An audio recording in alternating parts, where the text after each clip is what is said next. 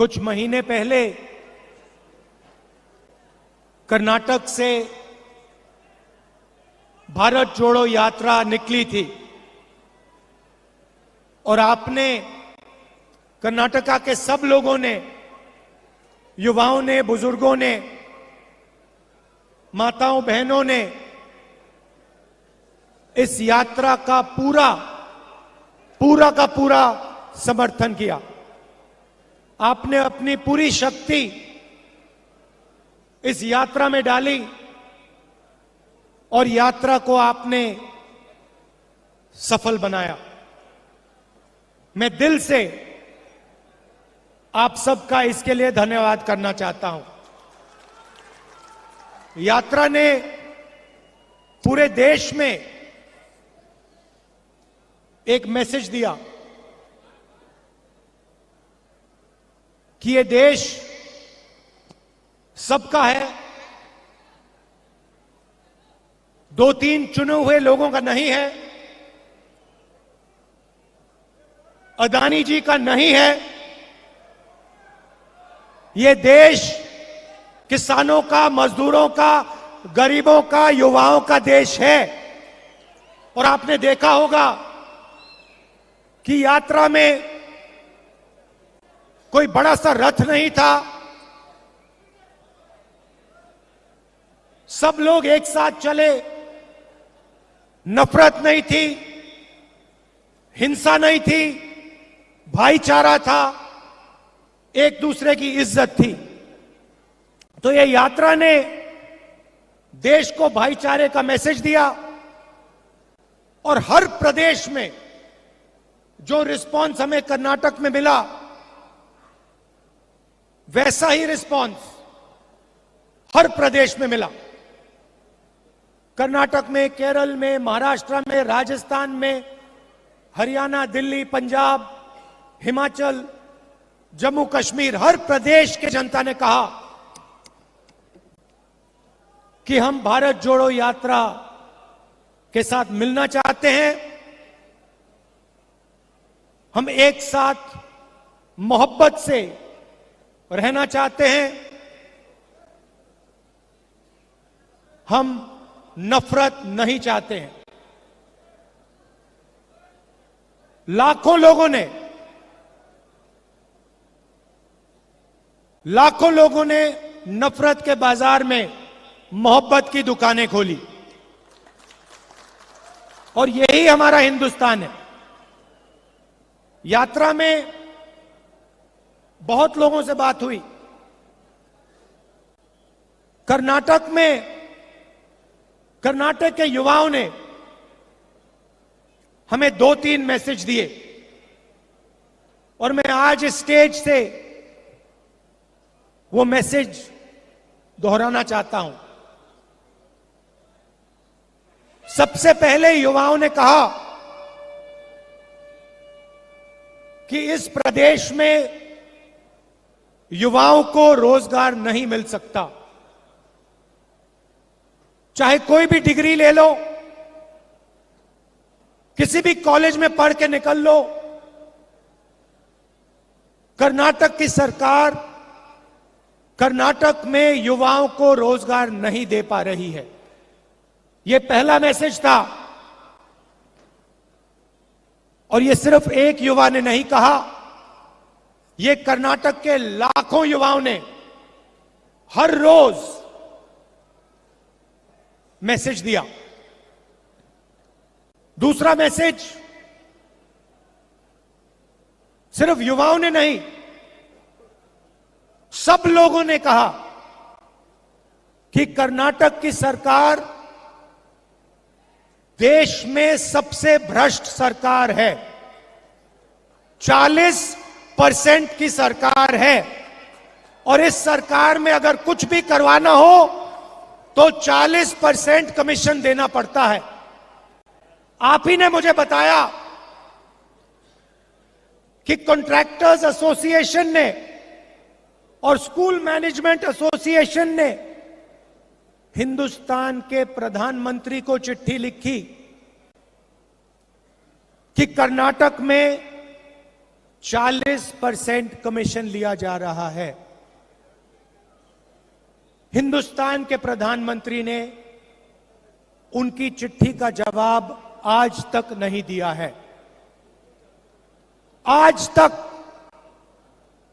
Contractors association और school management association की चिट्ठी का जवाब हिंदुस्तान के प्रधानमंत्री ने नहीं दिया।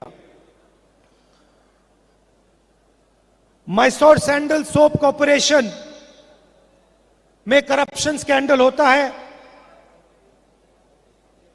एमएलए के बेटे को पकड़ा जाता है, 8 करोड़ रुपए लिए, कोई कार्रवाई नहीं होती, सरकार उसकी रक्षा करती है। जॉब स्कैम हुआ, पीएसआई स्कैम हुआ, 80 लाख रुपए का ब्राइब की रिश्वत, assistant professor job scam, assistant engineer job scam, list लगी हुई है। सबसे भ्रष्ट सरकार, देश में सबसे भ्रष्ट सरकार कर्नाटका की सरकार है। और ये मैं नहीं कह रहा हूं, ये हजारों युवाओं ने कर्नाटका की सड़कों पे भारत जोड़ो के समय, भारत जोड़ो यात्रा के समय मुझे बताया है। भ्रष्टाचार क्यों हो रहा है? क्योंकि पूरा का पूरा फायदा चुने हुए लोगों को, 2-3 लोगों को होता है। दिल्ली में पार्लियामेंट हाउस में मैंने अदानी जी के बारे में भाषण दिया कि हिंदुस्तान में सारे के सारे बिजनेस, सारी की सारी इंडस्ट्रीज उनके हवाले की जा रही हैं, उनको दी जा रही हैं। चाहे वो एयरपोर्ट हो, पोर्ट्स हो, सड़कें हो, सारी की सारी चीजें अदानी जी को दी जा रही हैं। और यही यहां हो रहा है। चुने हुए लोगों को, जो बीजेपी की सरकार के मित्र हैं, जिनका रिश्ता है, पूरा का पूरा फायदा उनको दिया जाता है। और इसके कारण प्रदेश में जबरदस्त भ्रष्टाचार बढ़ रहा है।